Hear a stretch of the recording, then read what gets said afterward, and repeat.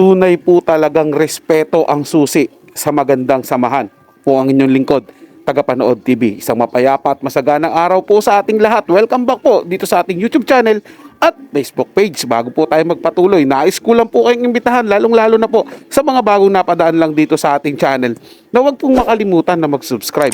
Hit na rin po notification bell para lagi pong updated sa mga bago pang video na ating ilalabas. Share, like, and comment din po kayo mga tagapanood. Ating niyang babasahin at pupusuan. So ngayong araw po, ang ating gagawa ng reaction video ay galing po sa channel ni Ders TV. Nasa description po yung link na kanyang channel, bisitahin po at pakisuportahan na rin. So simulan na po natin ang ating reaction video sa araw na ito mga tagapanood.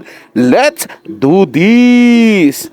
Hello po sa inyong lahat. Magandang araw po. Kamusta na po kayo? Andito na naman ako, ang inyong lingkod na legit Dower Cards na tagahatid na mga legit na kaganapan tungkol sa TBJ. Kaya kung isa kayo sa hindi pa nakasubscribe sa ating channel, nako, i-click nyo na po ang subscribe at bell button dyan sa baba para pag may mga bago akong balita ay mano-notify po kayo agad-agad. At bago nga po natin simulan ng balitaan, nais ko lamang pong magpasalamat sa inyong lahat sa walang sawang pagsuporta at pakikinig sa aking mga pang-araw-araw na balita.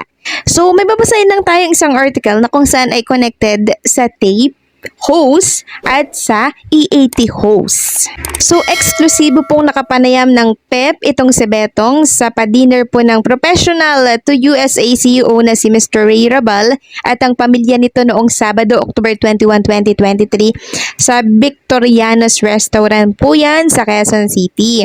So, si Betong ay family friend ng mga Rabal na merong direct hiring recruitment agency ng nurses sa Amerika at dito sa ating bansa. So, ayon dito, ito lang po yung babasahin natin yung importante. Yung tungkol sa Itbulaga and then sa tape sa TBJ. Sabi po dito, halos 5 buwan na mula nang umere ang revamp Itbulaga na pinangungunahan ni na Isko Moreno, Paulo Contis, Betong, Buboy Villar, Cassie Legaspi at Mabel Legaspi. Base sa ratings ng AGB Nielsen noong Sabado, October 21, maigpit ang labanan sa pagitan ng Itbulaga at EAT na nakakuha ng 4.9% at 4.3% respectively. Ang It's Your Lucky Day ay nakakuha ng score na 1.9%. So, kamusta naman sila at ang Itbulaga sa panahon ngayon? So, ayan, tinanong po sila ng PEP, no, kung kamusta na daw ang Itbulaga ngayon. Saad po ni Betong, sa ngayon, very thankful daw sila kahit very challenging ang bagong trabaho nila ay sobrang blessing siya. Sobrang challenging kasi alam naman daw natin ang nangyari noon sa sobrang controversial po talaga na para daw silang ipinapako sa krus. Ang iniisip na lang daw nila ay una, trabaho yon, yung ginagawa po nila. Ang naging motivasyon ay yung magpasaya daw ng tao at magandang venue na ang Itbulaga to do it. Nakakatuwa na nakaka-4 na buwan na raw sila noong October 5. So kumbaga Bagyo Unos, Bukawi, lahat. Pero ngayon po hindi na ganoon katindi ang negative comments daw na kanilang natatanggap. Nakakatuwa po na nagiging maganda na ang pagtanggap daw sa kanila. So meaning nito hindi na po sila pinag-uusapan, hindi na po sila pinapansin. Yun po yun. Ang maganda pa nito, sabi dito, mas lalo raw tumibay ang kanilang samahan na hindi rin nawawala ang respeto sa mga dating host ng Itbulaga na sina Tito Vic and Joey. So ayan po, dinig na dinig po natin na ginagalang po nitong si Betong Sumaya ang Itbulaga, ang dating host ng Itbulaga na sina Tito Vic and Joey. Yan po ang sabi niya. Sabi ni Betong, yes, unang-una po talaga, wala naman po talaga makakapalit sa kanila. So ayan po. Umamin si Betong sa kanya nagmula na walang makakapalit, walang makaka-replace sa TBJ. Yan po ang magandang sinabi niya, no? Nakakatuwa naman. Yan, dyan naman po ako believe kay Betong Sumaya mga tagapanood. Sa lahat po ng mga host, mga tagapanood na, yung main host po nila pero po yung mga bata. Yan po, sila Paulo, sila Isko, sila Buboy, sila Betong. Yan, kay Betong lang po talaga ako. Mas, mga tagapanood mas kampante. Ibig ko sabihin, mas tiwala po ako sa kanya mga tagapanood na hindi po titirahin o mapaparinggan yung TBJ. Siya po talaga yung makikitaan mo ng trabaho lang. Hindi po ba mga tagapanood? Never po siya nagparinig sa TVJ. Hindi katulad nung ibang mga kasama niya doon sa fake bulaga. Eba, tahimik na po sana eh. Kaso nangunguna naman po sila magparinig. Hindi kagaya po talaga nito ni Betong na talagang trabaho lang po ang gagawin. 'Di ba? At ito, siya na po mismo ang umamin. 'Di ba? Wala pong makakapalit sa TVJ. Kinikilala niya po yung TVJ, yung ginawa ng TVJ sa Itbulaga. Yan po yung tunay. Bigyan mo ng respeto, bigyan mo ng credit yung totoong naghirap diyan sa Itbulaga. Hindi yung pagpasok nyo sa Itbulaga, piling nyo, kayo na yung nagpasimula niyan, kayo yung nagpasikat ng pangalan niyan, kayo ang nagpaangat niyan. Po ba mga tagapanood? Yun po yung pinapakita ni Paulo noon, di ba, nung umpisa pa lang. Tapos ngayon naman, ginagawa po ni Buboy at ni Esco Moreno. Labo po. Kung talagang sinasabi nyo dati pa na trabaho lang ang pinunta nyo dyan sa Tape Bulaga, dapat pinatunayan nyo na gaya po ng ginawa ni Betong. Po ba, hindi po siya nagpaparinig. Hindi niya po hinahayaan na makaladkad yung pangalan niya sa kabastusan na gagawin ng mga co-host niya. Hindi po ba mga tagapanood? Sila Paulo, sila Buboy, tsaka si Yorme. Kaya lang naman po nila ginagawa. Yun po yung tingin ko mga tagapanood. Ito po yung sarili kong opinion. Yun po yung basa ko sa kanila. Ang tingin ko po sa kanila, kaya po nila tinitira, pinaparinggan ang TVJ. Masyado po sila nagpapasipsip sa mga halosos sa Tape Inc. Siyempre, di ba? Para hindi sila maalis dyan sa fake bulaga na yan. At kung matapos mo yung fake bulaga nila, kukunin pa rin sila ng mga halos. So, siyempre, sila loyal sila dun sa amo nila. Ay, hindi po kagaya kay Betong, hindi. Kung ang binigay mo sa akin trabaho, trabaho dito para mag-host sa tape bulaga, yun lang ang gagawin ko. Hindi ko na kailangan ng mga iba pang mga agenda dyan. Di po ba? Kung ganyan lang po ang ginawa nila dati pa, tahimik po eh. Diba, hinayaan lang po nila yung mga fans yung nagkagulo-gulo, hinayaan na lang po nila na, total may kaso naman kinasuhan naman yung halos, sasayaan na lang po sana, tahimik lang po sila, kaso hindi po ginagawa nung iba hindi po ba? Kaya kami naman, mga defender ng TVJ, syempre lalaban din kami, diba? Alam namin nasa katuwiran kami, alam namin nasa tama kami, alam namin kung sino po yung tunay na nagmamay-ari sa Itbulaga diba? Ilalaban po namin yan, kahit dikdikan, kahit pukpukan. Di po ba mga tagapanood? Ganun tayo dumipensa sa pinaniniwalaan nating tama, sa pinaniniwalaan nating totoo. Sabi pa dito, TVJ po ay 44 years na sila.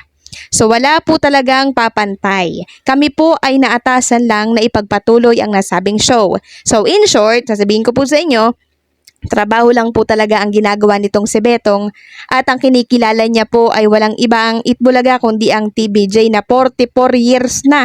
Pero yung show nila, hindi po nila yun maituring na 44 years. Sabi pa dito sa akin naman po, ang importante ay meron tayong work ngayon at kailangan po nating mabuhay. O 'di ba? Sinabi niya po, ang importante may work sila at kailangang mabuhay. So malinaw na trabaho lang talaga ang pinunta po nila dyan sa tape. Pero pagdating sa kinikilala talaga ay TVJ po ang kinikilala niya. Sabi pa dito sa show namin, everyday is a learning process. Marami kaming natututunan kay Paulo Contis na napakahusay daw na host. Parang araw-araw daw ay nandoon sila sa eskwelahan tapos araw-araw may assignment. Wala naman po talagang perfect na minsan kapag nagkakamali, gino-joke na lang namin. Ako nga, minsan nabubulol, minsan nagahang parang paano ba namin sasaluhin. Sabi ba dito, respect to original Dabarkads, nagkaroon na ba ng pagkakataon na nag-cruise ang landas nila ng TVJ at Legit Dabarkads? Yan po ang tanong kay Betong Sumaya. Ang sagot po ni Betong, actually hindi pa po. Hindi pa daw. Kasi ako po, personally, wala po akong close working relationship with them. Unlike po kay Kuya Bitoy, Michael B. sa Bubble Gang.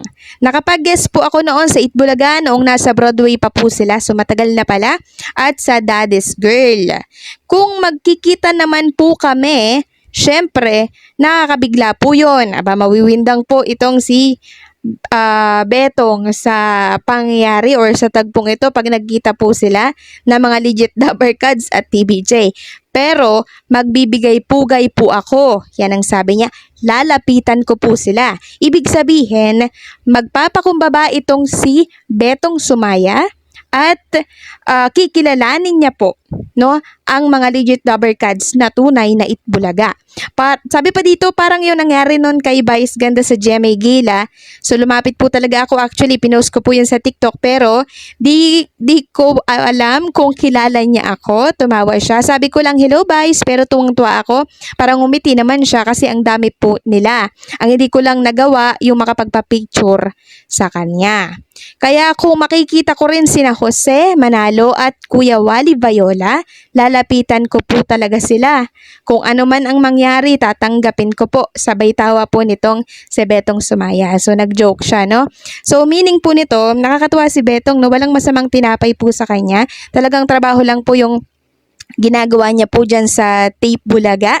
Pero ang kinikilala po talaga niya ay ang Tito Vic and Joey, and syempre yung mga legit Dabber Cats. Baka sabihin naman po ng ibang ibang vlogger po ng Fake Bulaga na playing safe lang po ang ginawa ni Betong. Hindi po 'yan, dahil sinasabi niya lang po yung katotohanan at yung nilalaman ng puso niya. Totoo po 'yun. Na never po never po para sa kanya sarili, never po niyang sinabi na papalitan niya yung TBJ, na kaya nilang tapatan yung TBJ, 'di ba? Kinikilala niya po nga yun eh. Kinikilala niya yung nagawa ng TBJ sa 44 na taon nila sa industriya ng hosting, sa industriya ng entertainment, 'di ba? Na wala na po daw makakapalit yun, makakapantay doon. 'Di ba? Kahit po siya aminado at parang sumusuko po siya doon pag doon sa mga binitawan niyang salita, mga tagapanood, parang sinabi niya po na talo po talaga kami pagdating sa TBJ. Sila po talaga yung mas kinikilala, sila po yung mas angat. Parang ganun po mga tagapanood ang gusto niyang sabihin. Which is totoo naman po talaga mga tagapanood. Kahit sinong itapat mo dyan sa hosting, hindi po nila kaya yung nagawa ng TBJ na umabot po ng 44 years. 'Di ba? In fact, doon sa sinabi niyang 44 years, hindi niya po sinama doon yung Itbulaga, 44 years na rin. Siyempre, hindi na po umabot ng 44 yung Itbulaga na yun dahil wala na po yung TBJ yun bago magkaroon ng anniversary. 'Di ba? Close to 44 na rin sana 'yon. Kung nandoon po yung TBJ, ang kaso wala po. So paano po nila masasabi na 44 years na rin din po 'yun, 'di ba? Kaya hindi po sinabi ni Betong 'yon, 'di ba? Patunay po diyan na si Betong ay nasa katotohanan, nasa linya po siya ng katotohanan. Hindi po ba? At talagang trabaho lang ang pinunta niya sa Fake Bulaga, sa Tape Bulaga. Hindi po ba mga tagapanood? Yun po yung nakikita ko sa kanya, which is napakabuting tao po talaga ni Betong. Saludo po ako sa iyo, Sir Betong Sumaya. Tuloy nyo lang po yung trabaho ninyo dyan at huwag nyo pong gagayahin yung ginagawa nila Paulo, nila Isko at ni Buboy na puro parinig na lang po, tumuhukay ng kung ano-anong mga issue. So yun lang po mga tagapanood, na may nagustuhan nyo po yung paksang ating tinalakay sa araw na to, at kung kayo bago lang po na napadaan dito sa ating channel, huwag nyo po sanang kalimutan na mag-subscribe. Hit nyo na rin po notification bell para lagi po kayong updated sa mga bago pang video na ating ilalabas. Share, like, and comment din po kayo mga tagapanood, ating yung babasahin at pupusuan. So hanggang sa muli po, itong yung Tagapanood TV. Komento at opinion lamang, wala pong personalan. Paalam po at mabuhay po kayong lahat.